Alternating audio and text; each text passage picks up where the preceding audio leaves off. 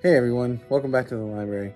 So as you can see, I'm in my office today because we're downstairs working on a lot of really cool stuff for summer reading right now. And that being the case, my usual shooting spot is taken up at the moment. So we're going to go ahead and talk about our Tabletop Tuesday in here today. And let's go ahead and jump into it. So, in keeping with our summer reading theme of Tales and Tales, we're going to be talking about a neat board game where you play as intrepid heroes who have to infiltrate a castle to save the king from a wicked villain. The only problem is that you're turned into mice. In the game Mice and Mystics by Plaid Hat Games, the evil Queen Venestra has taken over the kingdom of Owendale. Those still loyal to the king have been thrown into prison. In order to escape, a magic spell is cast to turn the heroes into mice. Each player takes on the role of one of 4 mouse heroes.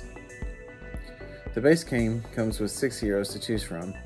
Prince Colin, the king's only son, can take on the hordes of greedy roaches and other enemies with his superior fencing skills. Nez Bellows, the castle smith, goes in swinging with his mighty hammer.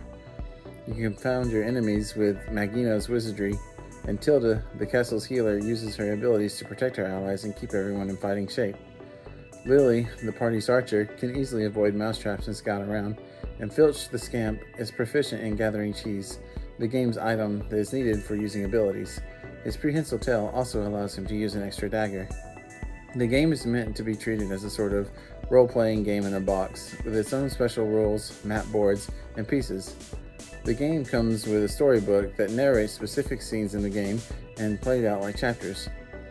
As you begin a chapter, that part of the storybook is read aloud and then the players begin the scene, which plays out differently depending on the amount of enemies rolled and the different characters in the playthrough.